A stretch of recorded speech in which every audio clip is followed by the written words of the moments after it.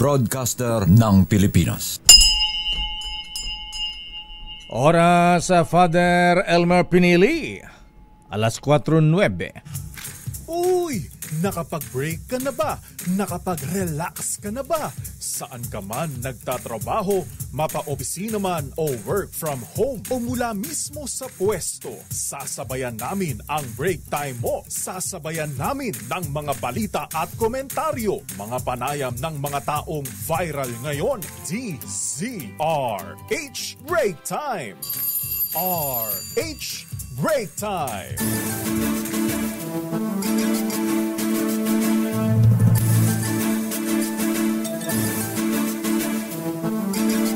Magandang hapon, Pilipinas.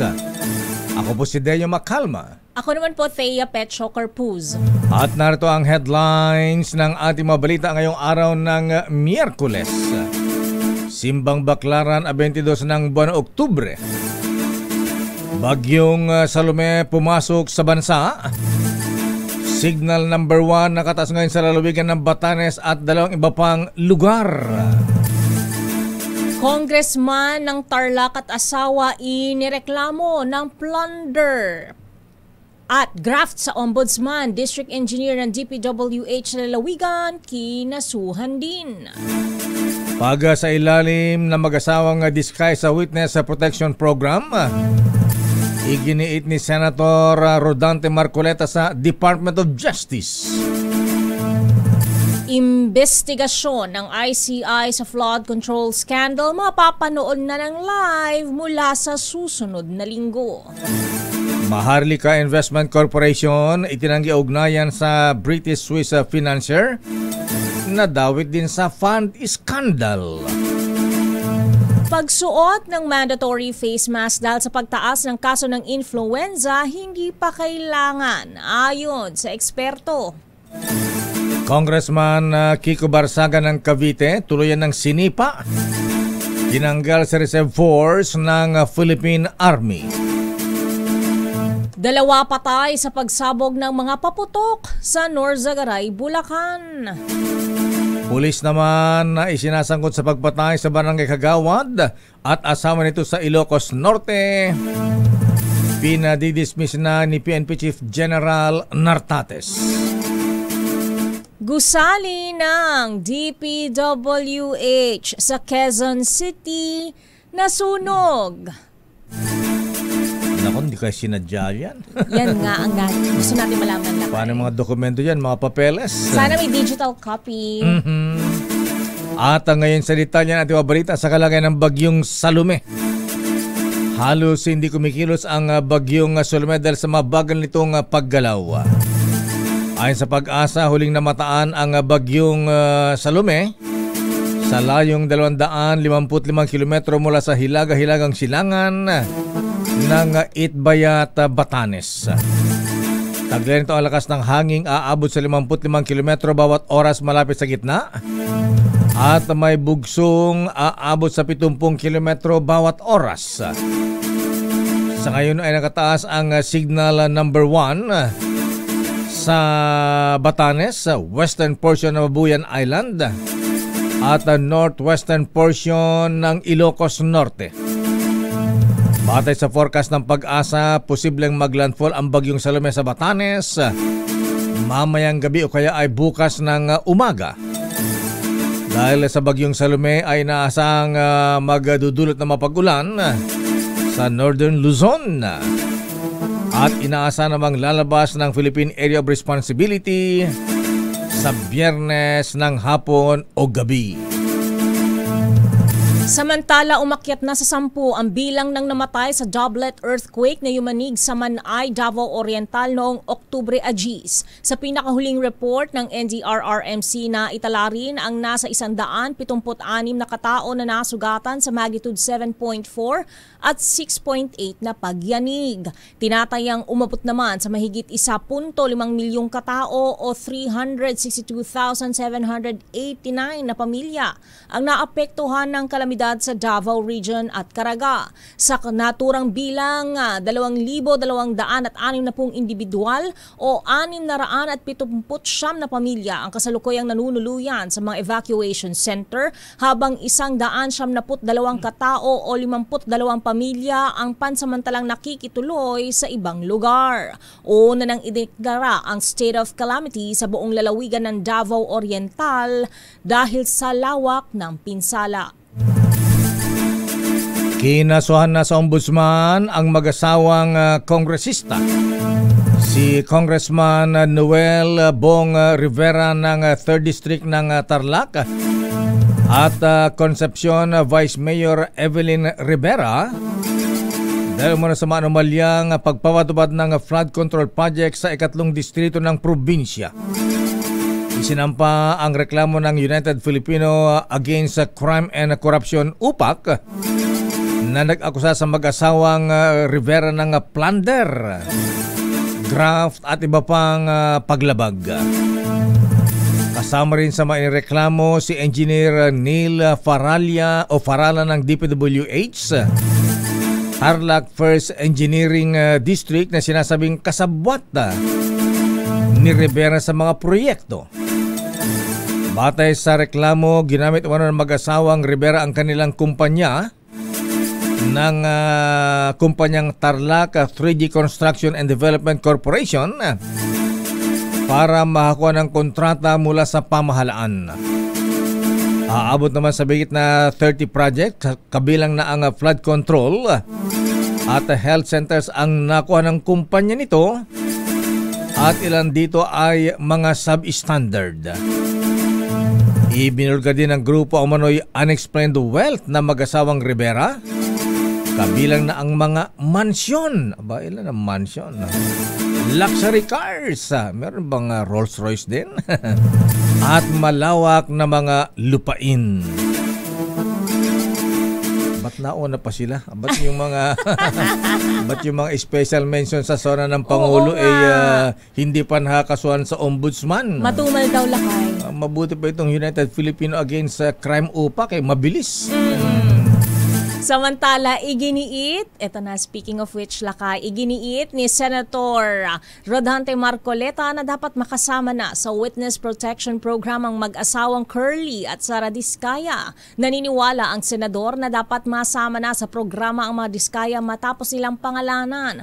Ang 17 kongresista, kabilang na sina dating House Speaker Romualdez at dating Ako Bicol Party List Representative Zaldico na konektado sa maanumalyang flood control projects. Inakusahan ni Marcoleta ang Department of Justice na pinipili lamang ang nais silang iproseso at tanggapin sa naturang programa. Depensa naman ni OIC Secretary Frederick Vida, pinoproseso pa ang aplikasyon ng mag-asawa sa naturang programa at ang halaga ng mga ari-ariang interesadong ibalik sa gobyerno. Narito ang bahagi ng pahayag ni Marcoleta. So pinipili nyo yung gusto nyo i-process. Paano natin, sila lamang ang nakapag-identify initially ng 17 congressmen. At doon sa kanilang mga testimony, lumalabas na rin ang pangalan ni Zaldico and Martin Romualdez. Ngayon, kung ayaw ninyong bigyan sila ng protection under that law, kaya siguro umayaw na sila sa ICI. So what is their status now with the DOJ? Are you insisting that they restitute? Giit naman ni Marcoleta na hindi niya pinoprotektahan ang mga Diskaya kundi nais lamang niya na matumbok at maparusahan na ang mga mastermind sa flood control scandal. Narito muli si Marcoleta. I have to explain myself. Hindi ko dinidepensa ng mga taong iyon. Ginawa ko lamang iyon doon sa nalalaman ko na ma-identify natin ang pinaka-mastermind dito. Yun lang, wala nang iba. Kung gusto nyong ang ma-identify puro butete at saka sapsap, bahala na kayo sa buhay nyo. Gurami. Gusto rin po namin, Your Honor. Gusto nyo pala eh. Opo. Why are you putting a requirement that is not within the law? Samantala, ipasusubasta na. Ipapa-auction na ng Bureau of Customs ang 13 mamahaling sasakyan ng mga Diskaya sa November 15. Wow. Ayon kay Customs Assistant Commissioner Attorney Vincent Maranilla, hindi sapat ang isinumite nilang dokumento para patunayang legitimate ang pagbili ng mga nasabing luxury cars. Una nang sinabi ng Customs na walang import entry record at certificate of payment ang mga nasabing sasakyan. At inaasa namang kikita ang pamahalaan ng 100 million pesos hanggang 200 million pesos mula sa auction na gagamitin ng mga pangpondo sa mga priority projects ng pamahalaan. Pwede bang sumali sa subasta, auction? Yung payong lang. Payong lang yung sa'yo lang. Payong na Rolls Royce, ayan. Yung carpet ay mo? Yung ano Mati. lang. Okay na yung payong? Payong lang. Okay. Ipapa-frame ko yan. Samantala, inaalam na ng Independent Commission for Infrastructure ang address ni dating ako Bicol Representative Zaldico para sa panibagong sabina laban sa kanya. Matatanda ang hindi sumipot si Ko sa unang pagpapatawag ng ICI noong Oktubre 13 na dapat kasabay ng pagharap ni dating House Speaker Martin Romualdez. Sa huling impormasyon, nasa Spain umano ang nagbitiw na mambabatas ngayon. Samantala, nagpapatuloy naman ang pagre-review ng ICI sa nasa 100 pahinang affidavit na isinumite ni Romualdez. Uusisain ng ICI commissioners ang kongresista sa muli niyang pagharap sa hearing pero hindi pa sinasabi kung kailan. Isinasapinal na ng Department of Trade and Industry ang revocation naman ng lisensya ng ilang pang kontratista na inisyo ng Philippine Contractors Accreditation Board. Sa press conference sa Independent Commission for Infrastructure sa Taguig, sinabi ni Trade Secretary Maria Cristina Roque na kabilang dito ang mga nasa top 15 contractors na humakot ng mga maanumalyang kontrata sa pamahalaan. Maaari pa niyang madagdagan ang lisan dahil nagpapatuloy ang investigasyon nila sa posibleng paglabag ng iba pang contractors kaugnay ng flood control scandal. Ayon pa kay Secretary Roque, bumuna siya ng fact-finding team na si Silip sa lahat ng mga kontraktor na binigyan ng lisensya ng PICAB at sa sala sa mga nag-a-apply pang mga kontratista. Narito si Secretary Maria Cristina Roque. Talaga nila sundin yung set by the PICAB. Kasi ang gusto natin is to be able to become a legit contractor. Of course, tighter dun sa construction industry. Kasi ang importante dito is to get the contractors, legit contractors. We're talking about legit contractors to be able to move forward with their work. Kasi they employ a lot of people, so and then they also have payables, which means they also affect other industries. So kailangan talagang make sure na legit lang ito. Bata pa si Secretary Roque, parang nene. Baka baby face. Samantala, hindi pa papayagang maging kontratista ang mga board member ng Philippine Contractors Accreditation Board o PICAB dahil sa conflict of interest. Ay, hindi na sila papayagan. Lakay, sinabi nga ni DTI Secretary Maria Cristina Roque sa DZRH News na kabilang ito sa reformang ipinatupad sa PICAB dahil sa kawalan ng batas na nagbabawal sa mga opisyal nito na maging kontraktor noon. Narito ang bahagi ng pahayag. May mga Yes, of course, there's reforms in PICAB. Actually, we've done that already when the President told us to do the reforms on PICAB. Yes. So, sir, paano hindi na papayagan yung mga PICAB official na maging contractors? Yes, of course. We've already, yung mga bagong PICAB board members cannot be contractors anymore. Kasi in the past, allowed na contractors sila. For that was in the past law. But now, hindi na pwede because it's conflict of interest. Sir, may updated. Ito ang sinabi ni Roque bago dumalo sa pagdinig ng Independent Commission for Infrastructure o ICI upang ipagbigay alam sa kanila ang sistema at proseso para sa accreditation ng mga kontratista. Una nang nadiskubre na kontratista rin ang mga opisyal ng PCAB na siyang nag-i-issue ng lisensya sa construction companies na nais makilahok sa bidding ng infrastructure projects. Pinabulaan na naman ng Maharlika Investment Corporation ang report na nagsisilbing advisor o consultant umano ng korporasyon, ang British-Swiss financier na si Patrick Mahoney, na convicted sa multi-billion-dollar fund scandal. Sa press briefing sa Malacanang, sinabi ni Press Undersecretary Claire Castro ang bahagi ng pahayag ng MIC kung saan nakasaad na walang kaugnayan si Mahoney sa Maharlika Investment Corporation. Narito si Yusek Castro.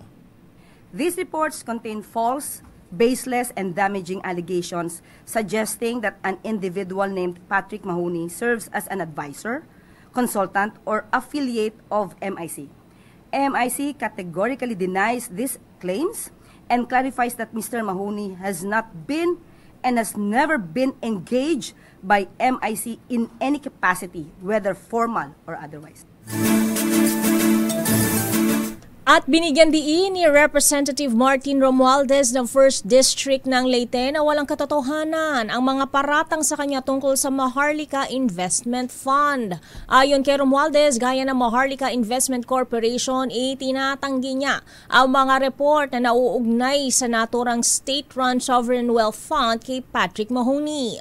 Si Mahoney ay nahatulan ng Swiss court noong nakaraang taon dahil sa fraud, criminal mismanagement at money laundering dahil sa multi-billion-dollar scam sa Malaysia.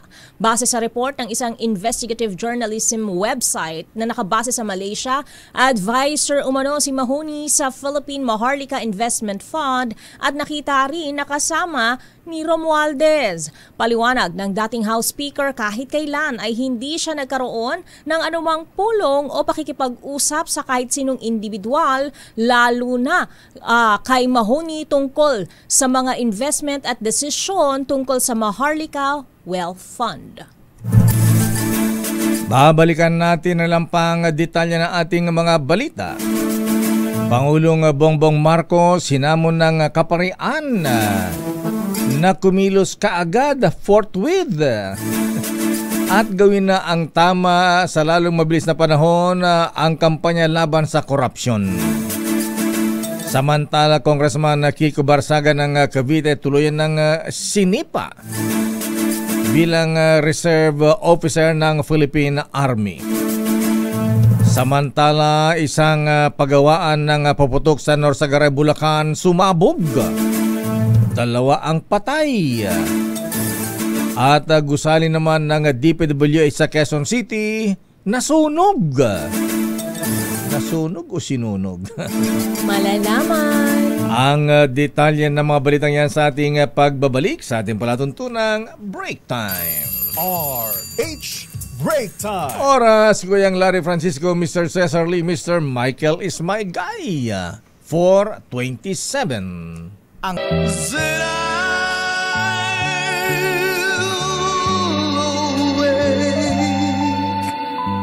on Christmas morning and find my stockings filled with you.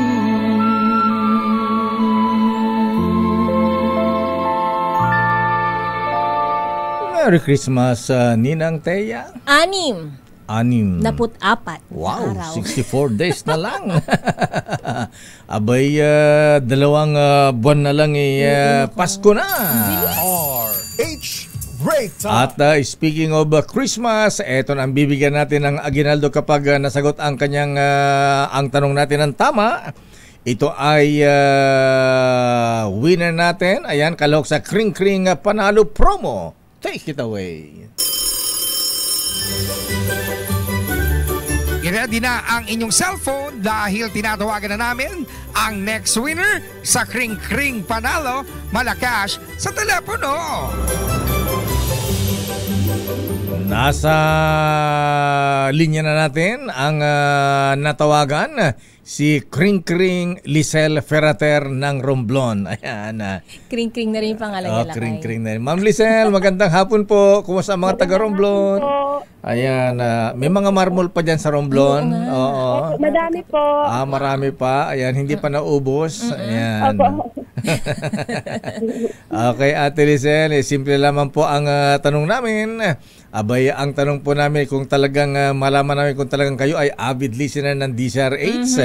Abay, ang himpilang ito ay itinatag noong pang July 15, 1939. Ayan. Ano ang himpilan nito ng radyo na kauna-unahan sa Pilipinas? DZRH po. Ang galing-galing mo talaga, ate. Isa kang genius. Ayan. Congratulations, Ate Lisel Ferrater ng Romblon. Kayo pa ay nanalo ng 500 pesos. Congratulations, ate. Standby, Leta Narciso. Naku, yung hirit na imbestigahan ng Independent Commission for Infrastructure ang First Lady Lisa Marcos dinedma ng First Lady. At live streaming sa mga hearing ng ICI isasagawa na ayon kay Chairman Justice Andres Reyes Jr. Ayan, babalikan natin yan. Standby Let Narciso, standby Raymond, standby Manang Milky Rigonan. At narito muna ang isa nating exciting na balita para sa ating mga kababayan. Makinig po kayong mabuti dahil kayo po ay maaring swertehin. Dahil ngayong 50th anniversary ng may mega milyonaryo promo may up to 50 million pesos worth of prizes at kasama na dyan ng instant GCash vouchers at maging monthly winner ng brand new car o kaya 1 milyon. Simple lamang pong sumali mga kuyang, mga ate, mga misis. Abay, bumili lamang ng special mark na paborito nyong Mega Sardines, Mega Mackerel at James Coffee Products. Kunin po yung promo code sa loob ng lata o sachet at isend lamang sa official Facebook page ng Mega Sardines. At paalala mga kuyang, mga ateng, itago lamang po yung sachet o takip ng lata na may promo code, ha? Dahil kailangan ito para maklaim ang major prize kung sakaling manalo kayo ng kotse o kaya 1 milyon. Ako po si Dayo Makalma nagsasabing sali na sa Mega Millionaire Promo. Malay nyo kayo na ang mananalo ng 1 milyon at isang kotseng brand new car na Toyota Race. At ngayon sa ating mga reports, mga hearing na Independent Commission for Infrastructure, ICI, gagawin ng live. Ayan, ila-live streaming na. Ayon kay Justice Andres Reyes, ang chairman ng ICI. Arrest number 28, Raymond at Paas, please come in. Bakit ngayon lang daw? Dapat noon pa. Raymond. Mayor, mapapanood na nga ng live ng ating mga kababayan ang mga pagdinig sa nagagawin ng Independent Commission on Infrastructure o ICI. Ito ang inihayag ni ICI Chairman Andres Reyes Jr. sa hearing ng Senate Committee on Justice. Ayon kay Reyes, kapag meron na silang technical capability ay sisimulan na nilang mag-live stream sa susunod na linggo kahit na kulang pa sila sa mga rules of procedure. Aminado ito na mahirap ang trabahong iniatang sa kanilang, ngunit sa tindi ng mga nangyayaring katiwalian ay kailangan nilang magtrabaho ng mabilis dahil totoo namang nakakaiyak ang mga nangyayari kung paano na atim ng ating mga kababayan ng 500 bilyong piso at urakutin. Ang ICI ay 39 na araw pa lang ngayon, ngunit marami na silang nagawa kahit kulang ang kanilang mga abogado. Narito si ICI Chairman Andres Reyes.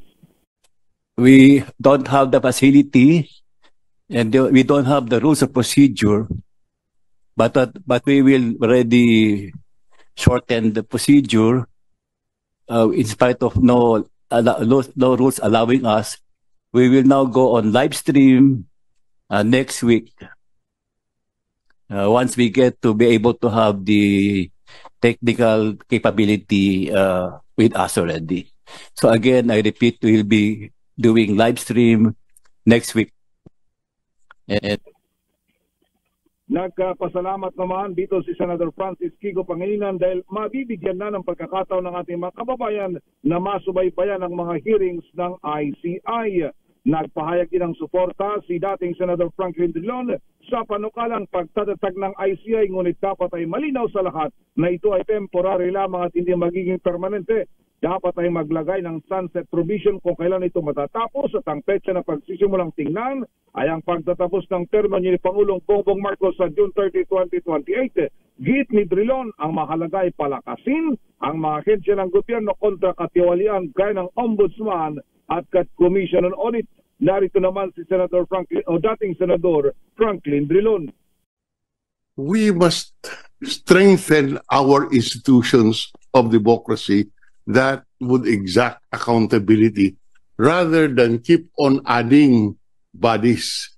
That is why I am in favor of this, in favor of the proposed commission, but it must be an ad hoc, it must have a sunset clause rather than perpetually having a duplication of functions. We recognize the Constitution. The Ombudsman has the primary authority. We strengthen the Ombudsman. Ang bahagi ng pahayag ni dating Senador Franklin Drilon. Samantala, Mayor, dito sa kalalabas lang natin dito sa labas ng Senado, sa World Trade Center, napakalupit ang buhos ng malakas na ulan sa oras na ito. Mayor, zero visibility na yan. Baka bumaha na naman dyan sa kalsada ng Senado. Oo. Ayun na nga. At medyo humuhupa naman ng konti pero talaga napakatindi kanina lamang. Ilang minuto lang ang nakalipat yung buhos ng ulan. Okay, maraming salamat, Raymond. Balik sa inyo, Mayor at Ms. Thea. Umuulan naman ang basa. Tumigil na kanina. Umuulan na naman ulit. Wet na naman tuloy ang lansangan. Anyway, First Lady Liza Marcos deadma sa hirit ng isang pribadong individual na maimbestigahan siya ng ICI. Ida tayo mga balitang yan. RH14, Left Narciso, Miss Left. Ms. Thea Lakay ayaw patulan ni First Lady Liz Arneta Marcos ang aligasyon laban sa kanya ng isang private citizen na humiling sa Independent Commission for Infrastructure na maimbestigahan ang unang ginang dahil sa umano'y koneksyon nito sa negosyanteng si Maynard Moon na dawit sa flood control scandal. Ayon kay Palace Press Officer Claire Castro, abogado ang First Lady kaya alam nito ang hearsay. Minaliit rin ng Malacanang ang liham ni John Santander sa ICI na hindi umano makitaan ng lead na magdadawit sa unang ginang sa maanumalyang flood control projects. Inihalin tulad pa ni Castro si Santander sa isang nuisance candidate na pinabili ng suka at isinabay ang pagdala ng liham sa ICI. Malinawaan niya na ito isang fishing expedition at gusto pang gamitin ng ICI para lamang siraan ang unang ginang. Narito si Jose Castro. Hindi po niya ito bibigyan ng anumang pansin dahil ito po ay hearsay evidence. Alam po natin, ang First Lady ay abogado rin po. Kung hearsay evidence, ito po ba dapat ay binibigyan pa ng pagtutuon at seryosong konsiderasyon? Ito po ba ay isang fishing expedition lamang para siraan ang unang ginang? Si PCO Undersecretary Claire Castro. Ito si Left Narciso para sa DZRH. Una sa Pilipinas, una sa Pilipino. Maraming salamat, Leta Narciso mula sa Malacanang. At mula sa Palasyo, dumako tayo sa Kamara sa Quezon City. Umuulan din kaya ng basa. Mga nagdaang hearing ng ICI dapat ilahad din sa publiko matapos payagan ang live streaming simula sa susunod na linggo. Sino may sabi niyan? Aris number 12, Milky Rigunan Piskamin. Manang Milky. Lakaya Thea, welcome sa ilang mambabatas ang desisyon ng Independent Commission on Infrastructure na isa publiko na simula sa susunod na linggo ang hearing tungkol sa flood control anomaly. Ayon kay Representative Percy Sandanya na Akbayan Party List, karapatan ng publikong malaman ang nangyayari sa mga hearing na ito dahil tayo ang direkta mga biktima ng napakaraming katiwalian sa flood control projects. Pero ayon kay Representative Shell Jokno, kahit ito ay welcome development, papaano anya ang mga naunang hearing ng komisyon kung saan pinatawag at humarap na ang ilang mga pangunahing personalidad na idinadawit sa anomalya. Sa unang mga hearing ng ICI, ipinatawag ang ilang personalidad na idinadawit at pinangalanan gaya na Senators Chis Escudero, Jingo Estrada, Joel Villanueva, dating House Speaker Martin Romualdez, at inimbitahan din sina Senate President Tito Soto at Senator Panchelo Lacson. Sa panig ni Representative Terry Ridon ng Bicol Saro Party List, Chairman ng House Infracom, may tuturing ito na transparency measure para malaman ang mga dapat managot sa pera ng taong bayan. Gate naman ni Representative Leila De Lima ng mamayang Liberal Party List, sa wakas ay nakinig na rin daw ang ICI sa gusto ng publiko. Sabi ni De Lima, bilisan ang pagsasampa ng matitibay na kaso, managot ang dapat managot at ikulong ang mga kurakot. Ako si New Griguna nagulat para sa DCRH, una sa Pilipinas, una sa Pilipino. Maraming salamat, Manang Milky. Samantala, Philippine National Police nagpaliwanag sa pagsulpot sa ICI. Magbibigay ng Technical Investigative Assistance. Idetalye mo balitang yan, RH52, Enyel Parrosa. Enyel. Handang magbigay ng technical at investigative support ng pambansang pulisya sa ginagawang pagsiyasat ng Independent Commission for Infrastructure. Ayon kay Acting PNP Chief, Police Lieutenant General Jose Melencio Nartatis Jr., yan ang natalakay ng CIDG at ng ICI nang magtungo ang pulisya sa tanggapan ng independent body sa lungsod ng Taguig kahapon. Tumutok umano ang diskusyon sa information sharing para sa nagpapatuloy na investigasyon sa flood control scandal. Sabi pa ni General Nartates, nangako ang PNP na aalalay sa engineering verification, forensic validation at iba pang mga sistemang titiyak na data-driven at dokumentado ang isinasagawang proseso.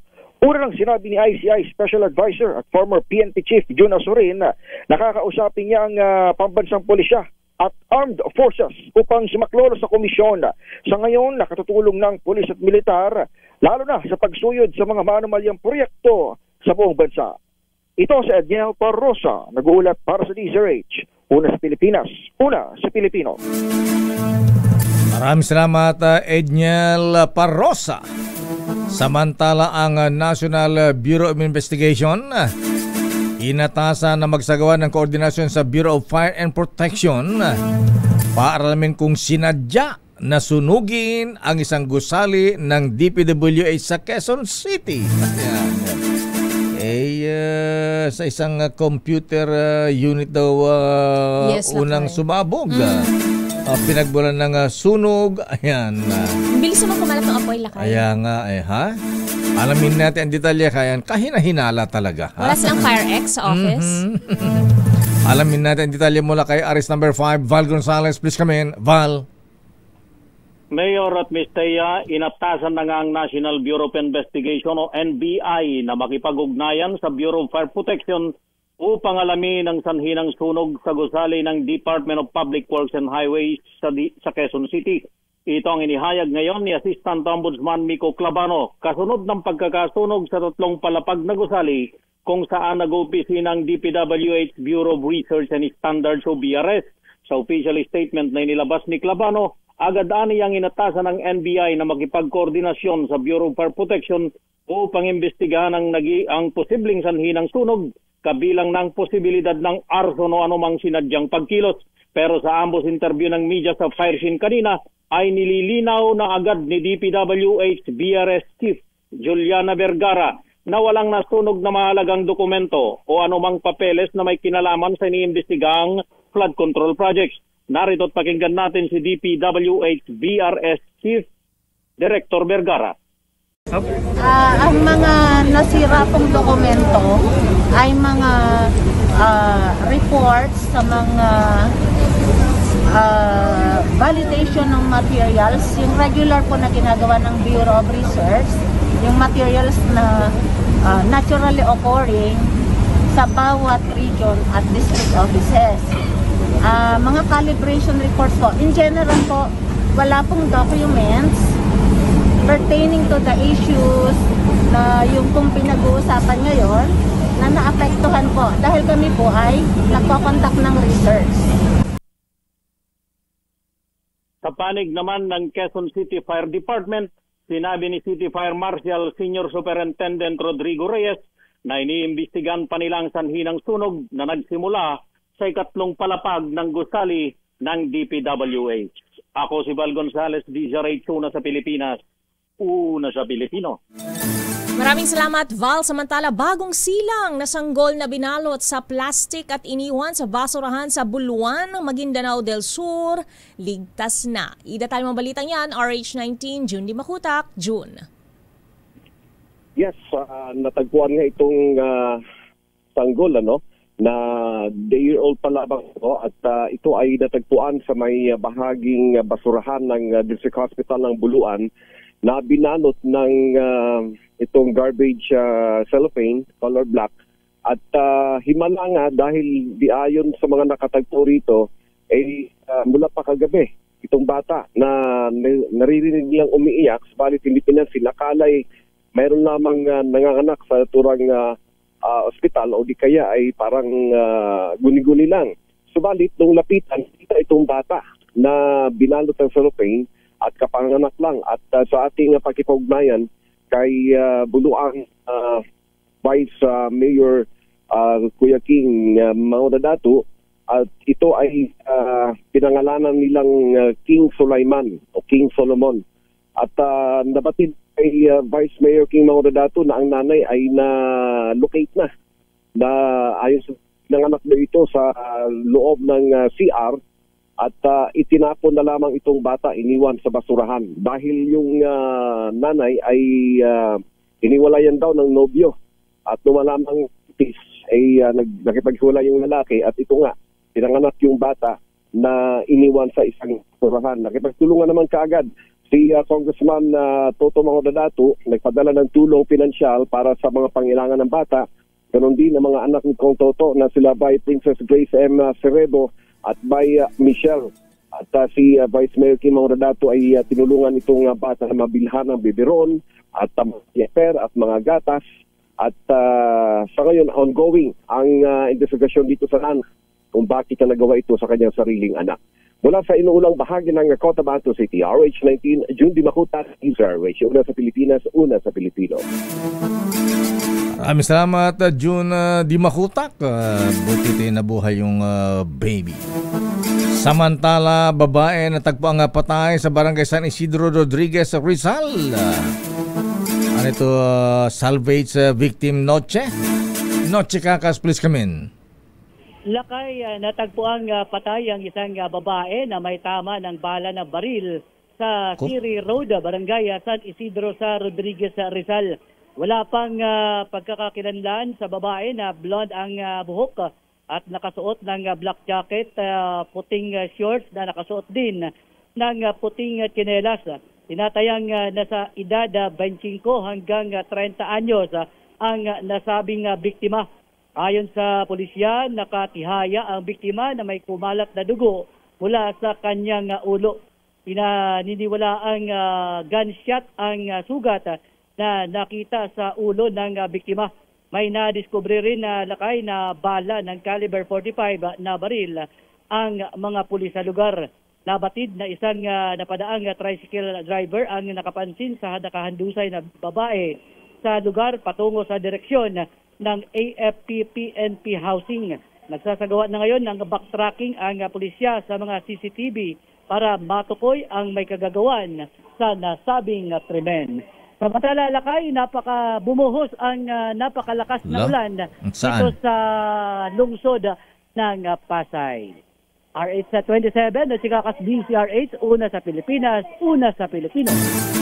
Maraming salamat, Noche. Sa iba pang balita, tuluyan nang inalis ng Philippine Army sa Reserve Force si Cavite 4th District Representative Francisco Kiko Barzaga na mas kilala online bilang Congress Meow Kiko Barzaga. Ayon kay Colonel Louis De Maala, tagapagsalita ng Hukbong Katihan, epektibo ang pagkakatanggal kay Barzaga noong Setyembre 21 batay sa Standard Operating Procedure No. 7 ng AFP na tumutukoy sa mga grave offense. Kasama sa mga basehan ng desisyon ng mga post ni Barzaga sa social media habang suot ang uniforme ng militar kung saan umano ay humihimok ito ng sedisyon at nagpapahiwatig ng paninira sa pamahalaan. Dahil dito hindi na siya otorisado na magsuot ng uniforme ng AFP at hindi na rin maaaring makomisyon sa regular o reserve force ng sandatahang lakas. Nilinaw ng Philippine Army na administratibo lamang ang desisyon at hindi konektado sa personalidad o public service record ng mambabatas. Samantala nako, Kuyang Gerard Ceballos, ayan, General Alex Guo, yung mga kuyang natin, Kuyang Chris Beltran, yung mga nag-i-import ng mga baka at kalabaw. Aba, ipinagbabawal na ng Department of Agriculture ang importasyon ng buhay na baka mula sa Spain. Nagpatupad ang Department of Agriculture ng pansamantalang pagbabawal sa importasyon ng buhay na baka at water buffalo kasama na ang bilig o embryo, semilya at hilaw na balat. Ayun, ginagawang chicharon yan ha? O kaya ay katad mula sa Spain. Kasunod naman ang pagkalat ng tinatawag na LSD, Lumpy Skin Disease. Ayon kay Secretary Francisco Chu Laurel, ang hakbang ay upang mapigilan ang pagpasok ng virus sa Pilipinas at protektahan ang kalusugan ng mga lokal na baka, kalabaw at populasyon ng water buffalo batay sa kanyang Memorandum Order number 66. Balita mula sa Japan, Miss Thea. Bagong Japan Prime Minister Sanae Takaichi uunahing bigyang pansin ang usapin ng imigrasyon at pambansang depensa. Idetalye mo balitang yan, James Galange. Ms. Thea, kasunod ng pagkakatalaga kay Sanae Takaichi bilang bagong punong ministro ng Japan at kaunaw ng tayong humawak ng posisyong ito, inaasahan ng mga eksperto na mas magiging matatag ang kanyang liderato pag imigrasyon at pambansa at naharap ngayon ng Japan. Bakit putol-putol ka, James? Kumbawa. Arigato. Magandang Ni. Awan. Bansay. Padilat talakay. Bakero ne. Domo arigato gozaimasu, James Galange. Kahit hindi buang yung report, balitang sports, aba, naku, sayang naman si tennis star Alex Iyala. Naku, nabigo sa kanyang singles match sa round of 32 sa Guangzhou Open sa China. Sinong tumalo sa kanyang Millie? Millie Borja, please come in. Natamo ni Alex Iyala ang isa na namang maagang pagkatalo matapos ng kanyang pagkabigo sa laban kontra kay Claire Liu ng Amerika sa kanilang round of 32 match sa Guangzhou Open sa China noong Martes. Maayos ang naging simula ng world number 53 na si Iyala matapos makapagwagi ng 6 na sunod na games upang masungkit ang unang set. Gayunman, nabaliktad ang takbo ng laban sa sumunod na mga set. Bumawi si Liu na kasalukuyang number 305 sa world rankings at tuluyang nabawi ang momentum sa ikalawang set hanggang sa makuha ang panalo matapos ang mahigit 2 oras at 20 minutong laban sa WTA 125 event. Ito na ang ikatlong first round exit ni Iyala sa 5 torneo sa kanyang Asian swing matapos ang round of 32 loss sa Osaka at ang pagkatalo sa unang round ng qualifying sa WTA 1000 event sa Wuhan. Sa kabila nito, magbabalik pa rin sa Guangzhou court si Iyala ngayong araw ng Martes para sa doubles match kasama ang Ukrainian player na si Nadia Kichenok sa kanilang unang pagtatambal. At yan ang mga latest updates sa mundo ng sports. Ito si Millie Borja ng DZRH TV, una sa Pilipinas, una sa Pilipino. Sa showbiz, Miss Thea. Catherine Bernardo, ika-6 na Pinoy na magkakaroon ng Madame Tussauds wax figure. Idatay mo ang balita yan, Angelica. Meron doon si Lakay. Ann Curtis. Ann Curtis, correct. Si Manny Pacquiao. Ayan, sino ba yung 4? Ayan. Alamin natin tatlo. kay Angelica Cosme. Hahanay na rin sa tanyag ng Madame Tussauds Museum ang phenomenal box office queen na si Catherine Bernardo. Ang Hello Love Again star magkakaroon ng kanyang wax figure na masisilayan next year sa Hong Kong. Sa ibinahaging video, makikita ang isinagawang assessment sa hair color ni Kath, gayon din sa kanyang complexion, facial features, and hand. Una nga riyan, may pa-teaser ang Madame Tussauds kung saan ilang clues ang kanilang binigay, gaya ng isa raw superstar from the Philippines na nagsimula ang acting career sa edad na 7. At siya raw bida sa kauna-unahang Pinoy film na tumabo sa takilya ng mahigit 1 bilyong piso. At sa dulo yung mababasa ang Blank is Here na matatanda ang isa rin sa mga eksena sa Hello, Love, Goodbye o Joy is Here na kinunan sa Hong Kong.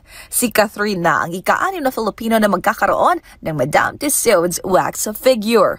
Una na riyan ay si pambansang kamao Manny Pacquiao, mga Miss Universe na sina Pia Wurtzbach at Catriona Gray, pang-4 ang Broadway diva na si Lea Salonga at ang pinakahuli ay ang actress TV host na si Ann Curtis. At yan ang latest sa mundo ng mga sikat. Ito po ang inyong showbiz angel ng DZRH TV, una sa Pilipinas, una sa Pilipino. Si Thea Pecho, kailan? Sasabihin ko palang, kailan yung kay Lakay Deo Macalma at ang kanyang bubuit? Ayan, kay Presidente Bongbong muna, ha? Oo. O kasi dating Paulong Digong. Ayan. Magkamukha naman kayo ng BBM Lakay. Lamang lang siya ng 50 paligo. Maraming salamat, Angelica Cosme. Pero happy birthday muna kay, sa mga nakilala kay Daxa Prado. Ayan. Kuyang Daxa Prado ng TM Kala Masonic Class number 136. Mga brethren, birthday po niya ngayon. Magpapayunod siya ng Emperador Brandy. At si Captain Benji Escobar ng ating Eye in the Sky. Happy birthday, Cap. Maraming salamat sa spaghetti. Kahit walang barbecue. Ayan. Pataas ba yung lakay o pababa? Pataas pababa. At happy birthday din kay Ruth Rabino. Binabati ni Kuyang Mista Melvin Sitaka. At sabi ni Mr. Business Correspondent natin, Mr. Michael is my guy. Nagsara ang palitan ng dollar sa halagang 58 pesos and 41 centavos. Malaki tumataas ang palitan. Oo, tumataas ang palitan. Bumabagsak halaga ng piso. Matumal pa ba ang remittance sa ating mga OFWs? Magpapasko na. At yan ang kabuuan natin palatuntunang break time. Ako po si Deo Macalma. Ako naman po, Thea Pecho Carpuz. Ingat po, umuulan ng basa sa mga motorista, slippery when wet mga kuyang. Mga balansyadong balita susunod na. Henry Uri at Miss Kay Karen Oyong. Oras General Mel Mabilin. Alas 5:03.